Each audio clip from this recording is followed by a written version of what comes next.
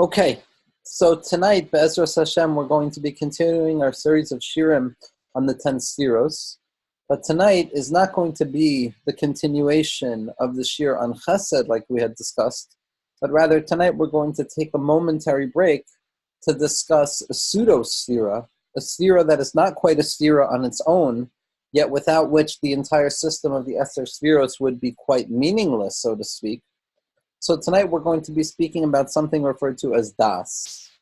Now Das, or knowledge, is almost going to be the linchpin of the entire system, in the sense that, echoing the statement of Chazal, quoting the Tanoim in Yerushalayim, in the Yerushalmi b'Ma'arava, that Da kani ma chaser, da lo kani ma kani. That if a person has acquired Das, if a person has access to this concept of Das, then what are they lacking? Almost as if to say that Das is the key to everything. That once a person has Das, once a person has a relationship with the concept of Das, nothing is missing. But if a person has not acquired Das, if a person has yet been incapable of penetrating into the space within themselves known as Das, then everything that they've discussed until then, and everything that they thought to have until that point, is almost as if they don't truly have it.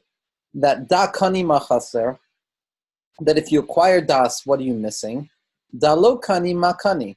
But if you have yet to acquire Das, then a person has acquired nothing. So thinking about this idea, it dawned on me that it's nearly impossible to discuss the transition from Kether, Chachma, and Bina, from the three transcendental spheros that remain in their purified form prior to their descent into the realm of physicality and distortion, and the seven spheros, starting from Chesed, going all the way down to Malchus, which are representative of this worldliness, of the seven building blocks of this world, of the 7 days of the week, of the seven strengths of the soul and the potencies of the self, which are susceptible to failure, which are susceptible to darkness, and which are already within the realm where things can go in the opposite direction of their initial ideal intention. The only possible way of connecting between these two realms of conversation, these two qualities of the Sphero, so to say, a person must begin to understand the concept of Das. Now, the reason that we were not going to give a shir on Das, on knowledge, is because in the Mishnah in Sefer Yetzirah, in the book of creation attributed to Avram Avinu, to the Chachma of Avram Avinu, his capacity to penetrate into the wisdom of this world, whoever did write it was drawing out of the wisdom of Avram Avinu. And the Mishnah in Sefer Yetzirah says as follows. The Mishnah says, Esos Spheros Belima, the 10 Spheros, something we discussed already in the first year on the Spheros, the 10 Spheros without substance. Because again, like we said, the Spheros are both on the one hand, the vehicle through which HaKadosh Baruch Hu, through which God discloses himself within creation. And on the other hand, they are nothing but the expression of godliness, so that the Spheros are something and nothing at once. So they're Eser Spheros, they're 10 qualities that can be counted, yet they're Belima, without any identifiable essence, which speaks to the fact that in spite of the fact that they exist as separate and apart from the infinite, they're still part and parcel of the disclosure of the infinite, so that they don't take on any individualized existence devoid of infinity, God forbid. Esther Spheros Belima. No, it's tchilasam b'soifim. Their end is embedded in their beginning, and their beginning is embedded in the end. And then the Mishnah goes on, Sefer Yetzirah goes on to say that Eser v'lo teisha, Eser v'lo echad esrei, that they are 10 and not 9, and they are 10 and not 11. Implying that the precise counting, precise arrangement of the spheros, of these 10 kochos, of these 10 strengths through which God discloses himself in creation, and through which we disclose ourselves within our personal lives, must be precise to the extent that to take one away from the count, to count 9 instead of 10, to count from Kether all the way down to Yesod without counting Malchus, is going to be a fundamental error. And also counting an extra one, counting 11 instead of 10, is also going to be a failure. So that when we look at the Spheros, it's very important that we hold on to the precise belief that they're 10.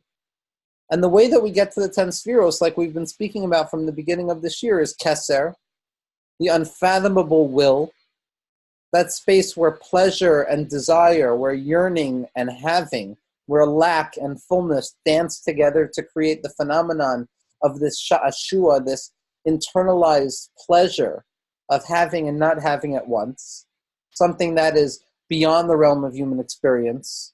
It represents the makif of Kether.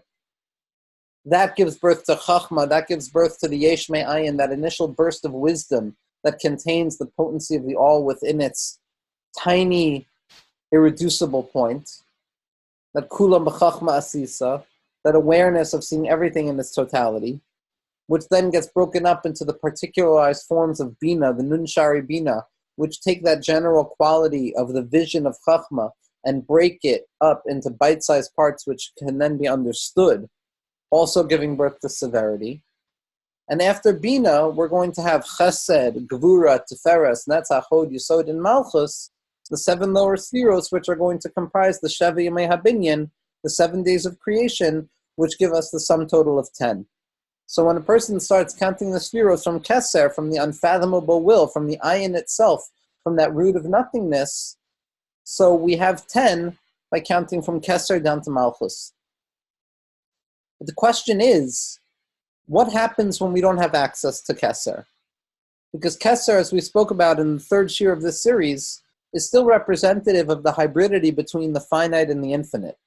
And due to the fact that Kether is such a lofty space, to the point that certain Mekubalim, like we discussed, the Shari Ora and his Chevra, saw Kether as the expression of the infinite itself, this all points to the fact that Kether is not necessarily going to be something that everybody feels is accessible within the individual.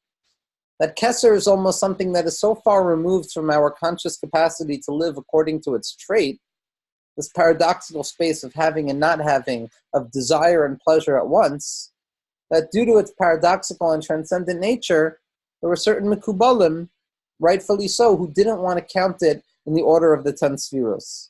Because the 10 Spheros must be relatable to us. The 10 Spheros must be something that we have a relationship with.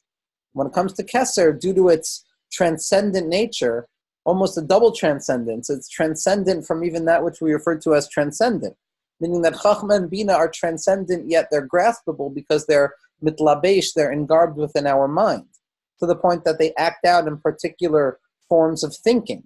That point that contains the all of Chachma and the myriad parts that descend out of that point in the expansivity of the idea as associated with Bina.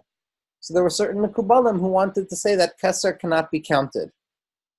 And when Kether is not counted, what we find is that the origin of the Sphero starts with Chachma. That instead of seeing the origin of our experience as being rooted in the unfathomable will and desire of Kether, we now begin to see the source of experience in something a little bit more graspable, which is going to be Chachma.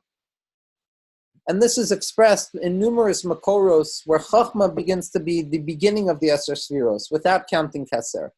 That Bereshis, Bara Eloikim, the Targum translates Bereshis as B'chuchma, in wisdom, that B'chachma Poiseach Sha'arim, that with wisdom I shall open up gates, implying the fact that on a certain level Chachma is going to the beginning, is going to be the first graspable experience that we have as human beings, and so too the first graspable expression of HaKadosh Baruch Hu that we have access to.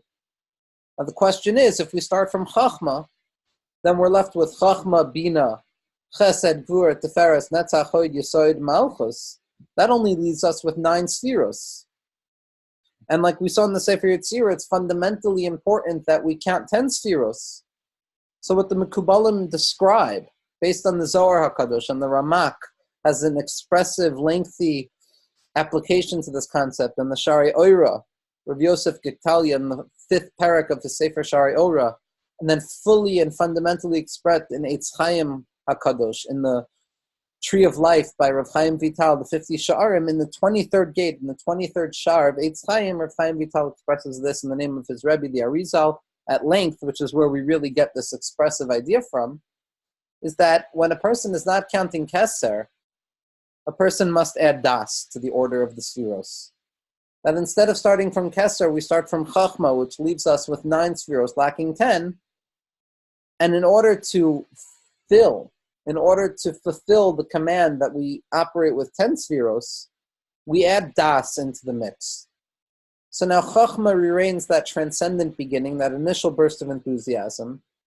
Bina represents the descent into particularity, which is the root space of severity and differentiation for the sake of greater understanding. And then what we have access to is a concept called Das. Now Das is going to be placed right in between Chachma and Bina and the 7 lower spheros of Chesed down to Malchus. So that when Kether is lacking, what we add in its place is Das, which serves as a connection, which serves as the bridge, that quite literally bridges that which is unbridgeable. Because Das allows us to take Chachma and Bina, to take those lofty realms of moichin, of consciousness, of spiritual consciousness, wherein a person can live within the ideal realm, wherein a person can operate according to the way things are meant to be, to the ideal way that things are going, where a person can quite literally experience a realm of perfection within this world itself. Das allows that space of transcendent moichin, of Chachma and Bina, to express itself and have a relationship with the lower 7 spheros of Chesed, Gvur, Tiferes, Netzach, Hod Yesod, and Malchus. Now, for Das to be capable of bridging the gap, the unbridgeable gap that stands between the transcendent ideal and the immanent reality, we have to understand that the first 3 spheros, or the first 2 spheros, if we're not counting Kether, are not simply representative of ideals or transcendent modes of consciousness, but according to the Kabbalah and according to Hasidus, they represent the ideal fixed state of everything. And not only do they represent the ontologically fixed state of everything, they represent our capacity to have access to those states of perfection. And when a person is engaged in Chachma or Bina, when a person is engaged in the moichin, in the modes of consciousness associated with the first 2 spheros, that quite literally means that if a person contemplates enough, if a person spends enough time meditating on the deep truths associated with Chachma and Bina, those 2 modalities of seeing the world, whether through a sense of general wholeness, of holistic totality, which sees everything as part and parcel of one greater gestalt or picture associated with Chachma, or the ability to see within all riboy pratim, within all multiplicity and all separation within this worldliness, a picture that emerges out of all of this disparity associated with Bina, those 2 states of moichin or consciousness are states wherein the subject, where the religious or spiritual subject, is saturated within mindfulness, is saturated within the space that what I am occupied with in my mind is quite literally the status of my reality. So that when a person is engaged in Chachma or Bina, a person is quite literally living in a space that is above and beyond the broken, shattered nature of this worldliness. Now, in spite of the fact that it's not apparent externally, obviously, in spite of the fact that that personal redemption, that karva anafshi gi'ala, that redemption of the self in that particular moment is not expressed in the external nature of reality before the eventual full redemption, nevertheless, when a person themselves is engaged in the moichin, in Chachma and Bina, in whatever way they are, their internal experience is one of redemption, of redeemed time, of being within this world of brokenness, yet operating in a space of calmness of spirit, wherein we have managed to draw rays of light into the world of darkness. That's the status of the moichin. They're not just concepts. They're actual abilities that we have within ourselves to access states of calmness of spirit, where a person no longer has to be anxious, where a person can quite literally say to themselves, Hakol kan, everything is here, a sense of fullness for the moment. And the 7 lower spheros, which we're going to begin discussing next week, starting with Chesed, are not only not transcendent, not only are they immanent, but they are the space wherein distortion and distinction is born.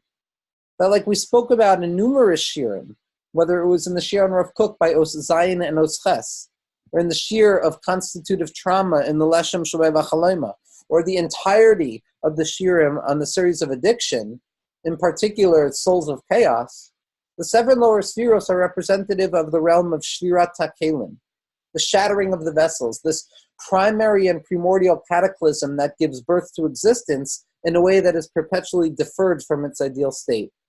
That when a person experiences life in the world of the seven lower spheros, every single thing that we come in contact with is not where it's meant to be. That things are muddled and mixed up and in the wrong places, and when I want one thing, I encounter the other thing. And when I want to try and access light in my life, I encounter darkness, and vice versa.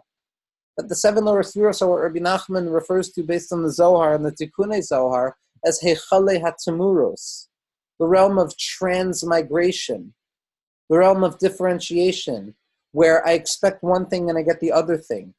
Now, what that means on a psychological level is the realm of the seven spheros is our lived experience in this worldliness. That so often is the polar opposite of attentive mindfulness. And the imminency of our experience in the day-to-day of holiyut, of the mundanity of the 7 days of the week, what we're forced to encounter is the fact that in spite of the fact that God is ideal in all matters of ideality, nevertheless, that doesn't necessarily always translate into the fallen realm of experience. And that gives birth to doubt and fear and anxiety and desire and hope. And yes, it's specifically there that we have the capacity of disclosing a deeper level of light, but nevertheless, at first glance, the seven spheros, the seven imminent lower spheros from Chesed down to Malchus, are darker areas within ourselves. So the question of how to bridge this transcendental realm wherein things in and of themselves can be fixed for the moment, and the imminent realm of the seven lower spheros becomes a reasonable question. How on earth can there be a bridge between the two of them? And this is what Das comes to answer. Das, or knowledge, is representative of the bridge, or the process through which the transcendental realms of the Moichin, of Chachma and Bina, begin to have a lived relationship with the human being's experience within the seven lower spheros of reality, in all of its brokenness and all of its shatteredness. Now, like we said before, Das is only counted as an individual sphera when Kether is no longer the origin.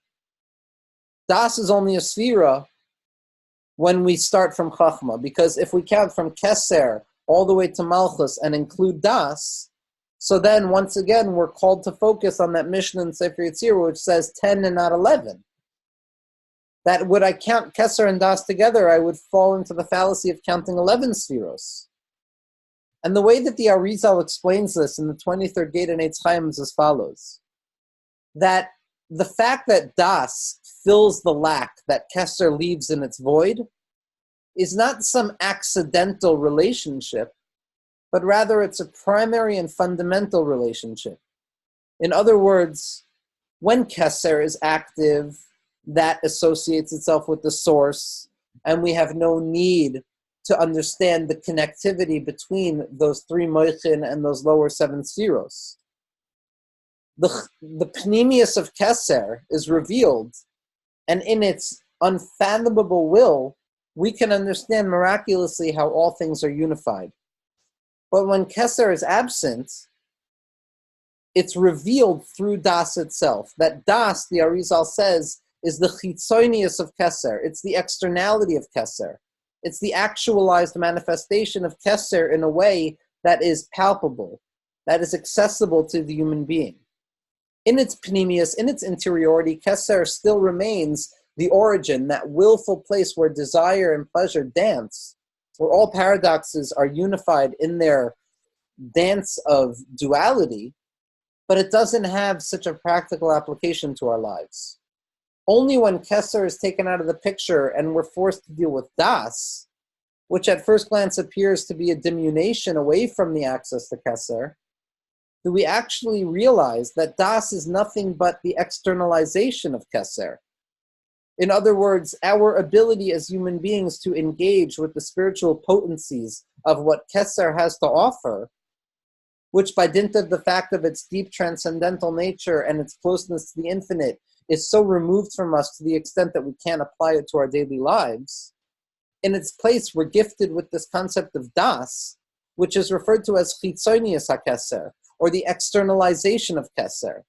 So that if you want to understand how this unparalleled, miraculous koyach of connectivity, of yichud comes from, look at Das, because Das is the sum total of what Kether means in our lives. So that when we count Das instead of Kether, what we're talking about is the manifestation that Kether plays for us as human beings, the role that it has in our conscious awareness of things. Because as we're going to see, Das is simply the knowledge of connection. Like the pasuk says, "Va'adam yada eschava," the Baal HaTanya and the Arizal, and all of our Mikubalim and all of our teachers, ranging from the Arizal to the Baal HaTanya to the Vilna Gaon and everybody in between. Va'adam yada eschava, and Adam came and he understood his wife, he knew his wife. That here, Das, knowledge in the biblical sense, is associated with a deep sense of connectivity, of physical connectivity. That Das, in spite of the fact that it means knowledge, also is clearly associated with physical coupling, with the ability of two disparate entities to unite together and to form a relationship that is greater than the sum of its parts. And this is the role that Das is going to play. Das allows for there to be a connection between the moichin, the transcendental realms of Chachma and Bina, and the actual lived emotional states and phenomenological moods of Chesed through Malchus. V'yadata hayom v'hashevoisa el levavecha. The pasuk says, and we read it when we daven, when we pray in the liturgy at the end of Aleinu L'Shabeach, and you shall know today, v'yadata hayom v'hashevoisa el levavecha, and you shall apply it to your heart, that the role of Das is to take intellectual knowledge. Intellectuality, again, is going to be associated with that which is transcendent from the person. That which is present yet absent because it's only presence at a distance, removed from the daily experiences of this worldliness. V'yadata hayom, today you shall know, you should have knowledge, v'hashevoisa el levavecha, and you should be capable of applying that knowledge to your heart itself. Meaning to say that the role that Das plays is the capacity of translating the primary spiritual experience, those truths that we perceive and behold in our modes of conscious awareness, in our meditative states of contemplation of the ideality of the world, as things exist in their purity prior to and above and beyond their descent into this worldly frustration and cataclysmic breaking. Das is the ability to apply those ideals and allow them to seep and drip and apply themselves to our lived experience in this world.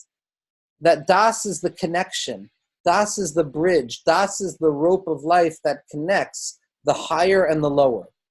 That without Das, there's a nituk. Without Das, there's separation, there's disparity, there's duality. There's two realms, transcendent and immanent. With Das, with knowledge, with awareness, what we're capable of doing is we're capable of applying those spiritual truths that we have had access to through the contemplation of Chachma and Bina, of the ideal states of things in their disparate forms, and we allow those truths to inform in a practical level how we live in the day-to-day life of this worldly frustration. That with Das, a person has the ability of drawing down those spiritual truths into day-to-day existence, drawing down from that light and forcing it into the darkness itself.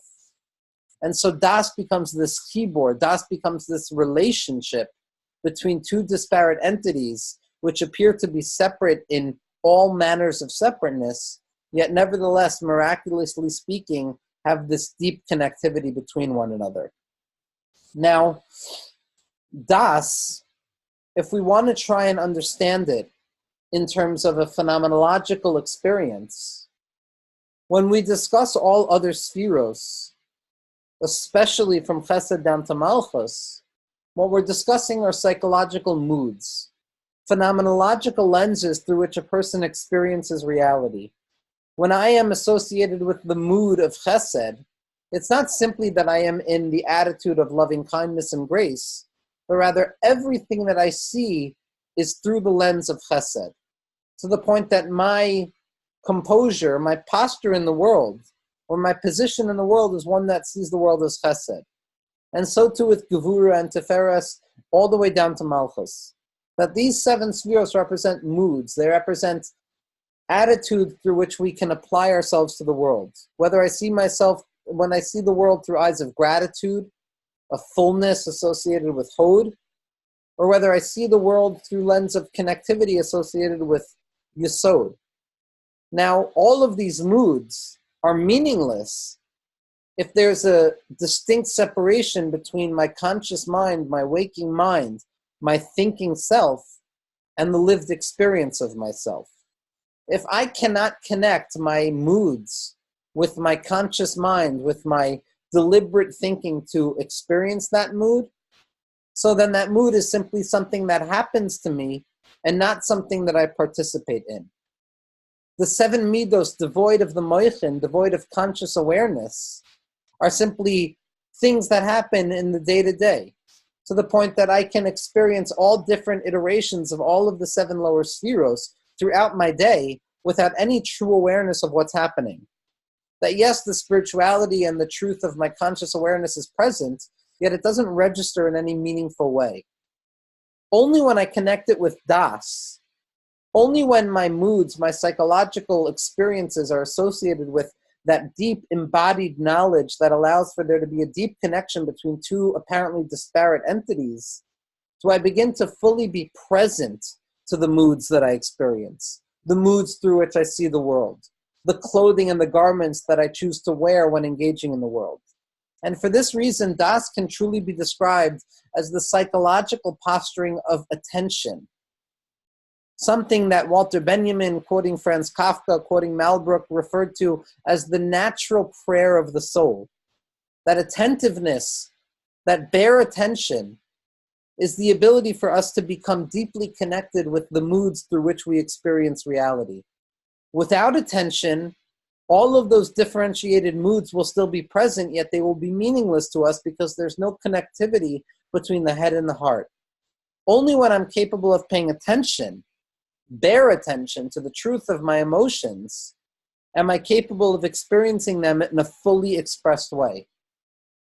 Now, to be honest, when it comes to this concept of attentive mindfulness, thankfully this year there was a book that came out by Dr. Benji Epstein referred to as Living in the Presence.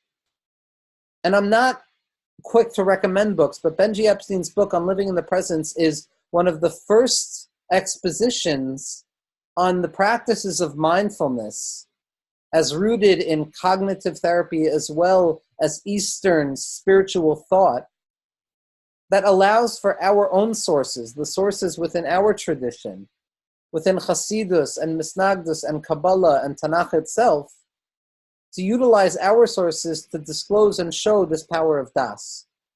So when it comes to das and attention, I highly recommend reading the book Living in the Presence, in the sense that it's a full exposition, a full meditation on what it means to live with that bare attention, to allow for my attention to create a connectivity between those ideal states of myself, the way I want things to be, the way I hope things to be, the way I imagine things to be, and the way things actually are. That through das, we have the ability to not live in this tornness, in this broken experience which operates according to a true self in its ideal forms, which remains removed from what we experience, and a real self which is stuck within the trenches of day-to-day life.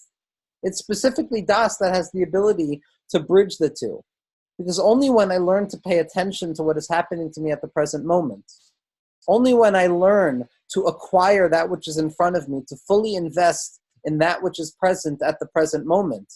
As Rabbi Nachman would say, l'nekuda hashayach lelibo be'es hazos, to the aspect that is appropriately associated with the person's heart at that particular moment. It's only through das that I have the capacity of paying attention enough so that my moods now have the capacity of being mindfully present to me. Without das, there's nituk. Without das, there's separation. Without das, there's death. Without das, there's no connection between what I think and what I feel.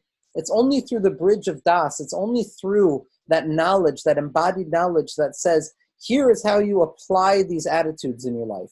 Here is how you take these supernal truths and to be present within them. That is the koyach of das.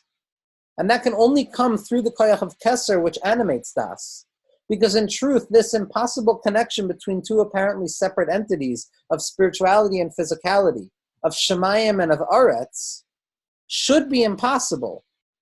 But yet there's a das hamafliya, there's a wondrous das which draws its strength from Kether, from that infinite wonder of God's ability to unify opposites, that gives me the ability of being v'hashevoisa el levavecha, of applying das to my heart, of taking my spiritual truths, those truths that my neshama, my ideal self is capable of expressing and disclosing, and applying them to the day-to-day experiences of this worldliness and all of its darkness. Now, das is capable of playing many significant roles, which, as we're going to see, are going to be deeply associated with this concept of connectivity. That Chazal tell us when asking where to be Mavdil Shabbos, when it comes to ending Shabbos, which bracha in the liturgy, in the 18 benedictions of Shemona Esrei, the main meditative form that the Anshe Knesset Hagadola, the men of the Great Assembly, prepared and brought down in liturgical form for people to pray and meditate on, where are we meant to commemorate or affirm the fact that there is a separation in temporality? That on the one hand, Shabbos represents redeemed time, a time where redemption is apparent at every waking breath, a time where a person is forced to live the ideal in spite of the real, where in spite of the fact that the world outside of me appears to remain in its broken state, deeply within the soul, a person abides with the faith that the world is mitukan at that moment, that on Shabbos things are fixed, that it's a me'ayin olam haba, it's a taste, almost a resemblance, if you will, a simulation of la'asid lavo, of that which will be revealed in the future. And Yemos HaChol, which represent the mundanity of broken reality in the 7 fallen days of the week. How are we to know how to distinguish between the two of them?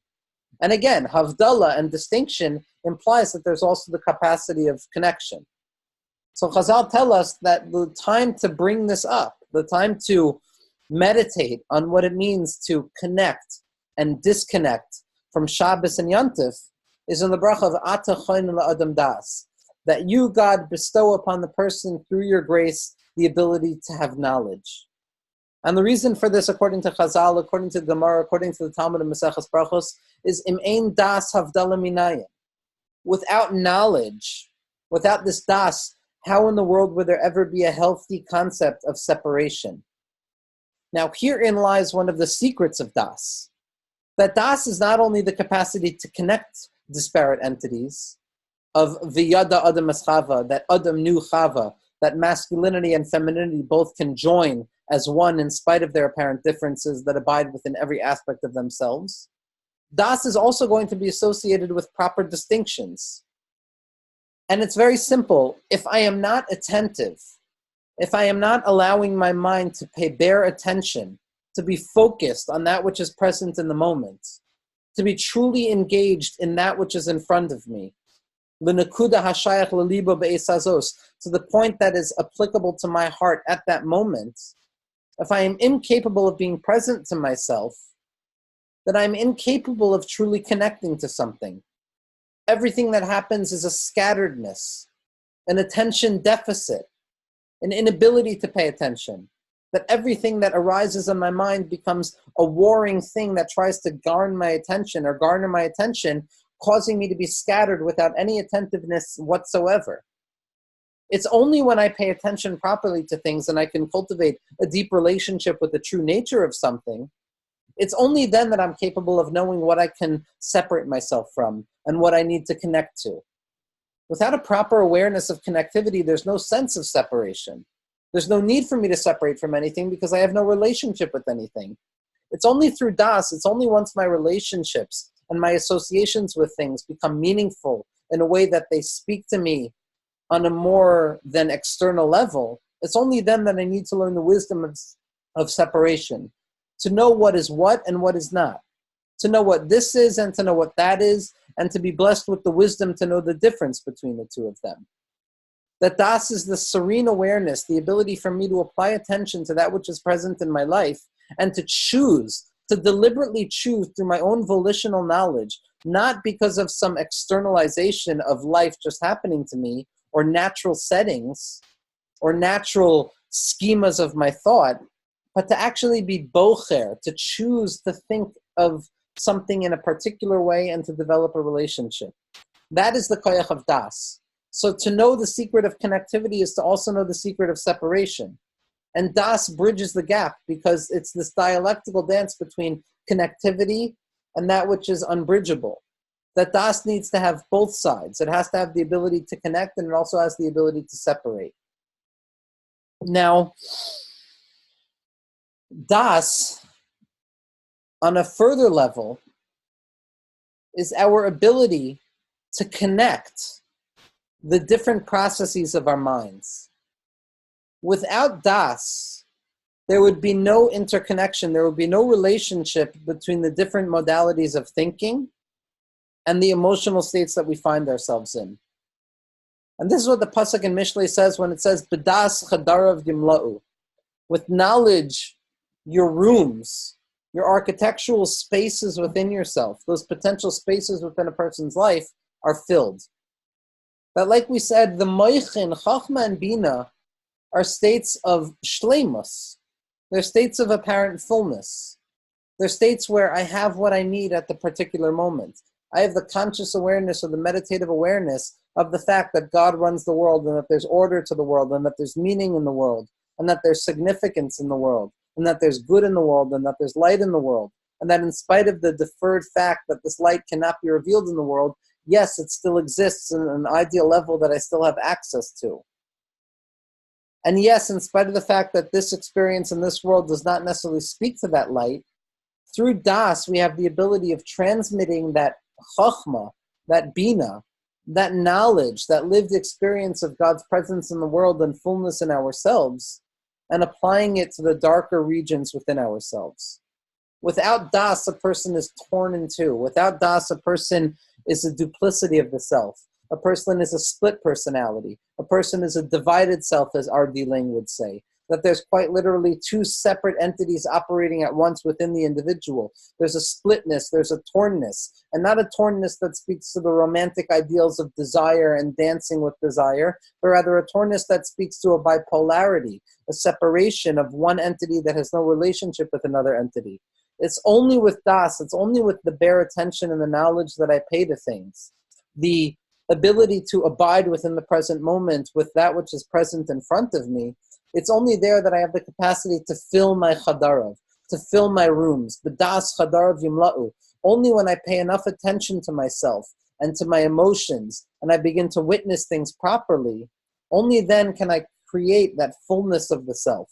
Without das, there are rooms of the self, there are moods of the self which remain empty, which remain vacant, which remain unexperienced because I have no ability to penetrate deeply into that space within myself.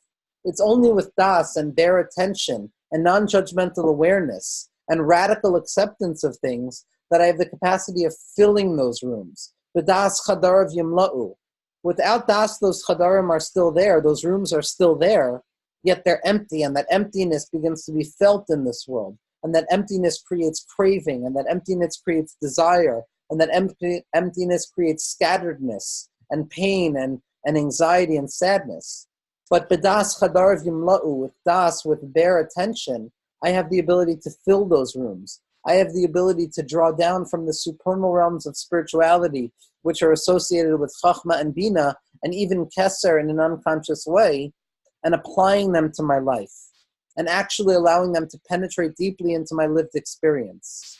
So that das becomes this thing that allows me to experience the truths and the blessings and the gifts of what it means to be an idealized spiritual creature who has an awareness of what it means for things to be ideal, and not to live in frustration necessarily between the lack of relationship between the ideal and the real, but rather to live with a certain level of fullness that tells me that in spite of the apparent infinite difference between the ideal and the real, there is still a relationship. V'yadata hayom v'hashevoisa el levavecha. That I will know today and I will return it to my heart. That das is my ability to connect that which is separate. And like we said, before we connect that which was separate, we have to have an abiding awareness of the separateness between things. that unless I understand the differentiation between the ideal realms of Chachma and Bina and the real realms of Chesed through Malchus, without an understanding of the rich difference that separates the two of them, I cannot truly begin to appreciate the connectivity that emerges through Das. Now, like we said last week on the Sphero of Bina, our Mikubalim, in particular the Shari Oira, Schusei Ganalenu, Rav Yosef Gektali, and it's expressed later on through the Ramak and the Arizal as well, all the way down to Chasidus and the Vilna Gaon and his students' treatment of Kabbalah, and even in Rav Yisrael Salanter and his Chasidim's treatment of Kabbalah, that each Sphira has its own name. And we said that the name of Bina was the name of Havaya, the tetragrammaton which is associated with grace and chesed, yet with the nekudos, with the vowelization of Eloikim, which is Gevura, which was symbolizing the fact that Bina is the source of eventual dinim, that Gevuros and severity emerge from within the womb of Bina, in spite of the fact that Bina continues to remain existing in its supernal purity. So too we have a significant name associated with the Sphira of Das, that when we don't count the Sphira of Kether and we count the Sphira of Das, the name associated with the Sphira of Das is going to be the letters Aleph, Hey, Vav, Hey. Now, it's not a name that is expressed in Tanakh, but nevertheless, it's a name expressed by the Mekubalim of Aleph, K, Vav, K. And this name, we're told, which is the Gushpanka de Malka, the stamp of the king, a stamp or the seal of the king. Again, the seal is something that is going to connect something outside and something inside. The sealing of a letter that allows me, the sender of the letter, to show that I have a deep relationship with that which is being sent in the letter. This stamp of the king, this stamp of God, so to say, is going to be associated with the name of Das, which is Aleph K Vav K. Now, Aleph K Vav K, for our purposes, what it represents is the Rosh Tevos, the acronym of the pasuk, Es Hashemayim ve'es Haaretz. What we see in the first pasuk of Bereshis bara Elokim, in the beginning God created the world, Es Hashemayim ve'es Haaretz, the heavens and the earth. That Es Hashemayim ve'es Haaretz, those last four words of the first verse in Tanakh, describe for us this shame associated with Das, this Gushpanka de Malka, this seal of the king. Es Hashemayim ve'es Haaretz is this abiding reality, which is what we've been speaking about until now. The ability to unify and to connect the heavens and the earth. The ability to allow for there to be a relationship through our bare attention of that which takes place within the supernal realms of our mind, in the ideal states of reality, and the aretz, which is what takes place within our bodies and our experiences and our psychological liveness within this worldliness. That the connectivity between the two of them is only possible through Das, of Es Hashemayim ve'es Haaretz, that the tachlis of Das, the purpose of Das is to come to a place where we recognize that that which is above and that which is below, that which is transcendent and that which is immanent, that which is removed and that which is present, that which is light and that which is darkness, are, in spite of the fact that they appear to be disparate, in truth deeply unified in a unification that cannot be separated. Now, the Baal Shem Tov and the Mekubalim point out that this name, Aleph K, Vav K, of Es Hashemayim ve'es Haaretz, has the numerical value of 17, which is associated with Tov, with goodness. That goodness in its truest sense, when God looks at the world and he sees that it was good and that it was very good, only emerges once there's a reality that can connect the supernal and the reality, between the dark and the light, between the elevated and the degraded, between the good and the bad. It's only when Va'adam Yada Eschava, when the two oppositional trends in our experience show themselves to be unified in their core, that's where goodness comes from. That unified goodness, that Tov Ma'od, that very good, only takes place when we see that there's a human being who lives in the world and lives with all of their separation and distinction and distortion, yet they're quite capable of drawing down the truths of spirituality. That this bare awareness, this attentiveness of Das, is not a sphera in its own self in the typical counting, but rather it is the life that animates all of the spheres. It is the attentional attitude, is the bare attention, the purest form of prayer of the soul, which allows us to connect that which is high and that which is low, that which is above and that which is below. Now, we said that Das is the externalization of Kether. That Das is how we experience Kether in a lived, embodied state. Because like we said, Kether is a Pella, Kether is a wonder. Kether is this deep awareness that in spite of the fact that things are opposite, they have the ability to be connected to one another in a true form, not simply in an external or accidental connectivity, but an essential and deep abiding awareness of connection, almost to say as if they're one and the same. Das comes and reveals to us the nature of Kether. Das comes and shows us how this koyach hamafliya, how this wondrous capacity for there to be a connection between pure opposites can actually take place in our lives. Rav Shlomo Wolbe, Zchus Aleinu, wrote an entire kuntras called Pirkei Kinyan Hadas, which is a profound place to start off to understand the nature and the role of Das. And he quotes something beautiful in the name of his Rebbe, Rav Yitzchak Hutner. Rav Wolbe was known to always ensure that he had a Rebbe. But there was never a time where Rav Wolbe didn't have a Rebbe. And even when his Rebbe, Rav Hutner, died, he appointed his son-in-law, Rav Yonasan David, as his Rebbe, as is clear from Rav Yonasan David's Haskama to his Sefer, the Seva Mitzvahs Hashkulios, that Rav Wolbe was never willing to abide or operate as a spiritual guide without having an apparent guide or a Rebbe. So Rav Wolbe quotes the name of his Rebbe, and this is something that is probably found in Pachad Yitzchak as well, but it's explicit specifically in the writing of Rav Shlomo Wolbe. He says that this ability of Das, of knowledge to connect two disparate entities, is not a b'diavad, meaning to say it's not some secondary role of connection that comes and says, okay, I have light and I have darkness, I have good and I have bad, I have transcendence and I have immanency, I have moichin or consciousness and midos, emotional states, and they need to be connected, and therefore I must create a bridge to connect these two apparently disparate objects. That's not the role of Das. Das is not coming to connect two things that are truly separate, but rather Rav Wolbe says is that Das is ideal. That Das doesn't come to say that these two things can in truth be connected, but Das comes to show us that in truth, in their ontological reality, these two things have always already been connected. That in truth, Shemayim and Aretz are deeply unified. That Moichin and Midos are deeply unified. That the real and the ideal are deeply unified. But because of our lack of awareness, or our scatteredness, or our lack of mindfulness, or what happened at the Eitz HaDas, which was that we lost our Das, and like Rabbi Nachman says that all gullus and all chisaron and all pain comes only from a lack of das. It's only by dint of the fact that we've lost sight of the abiding connection between things that we suffer.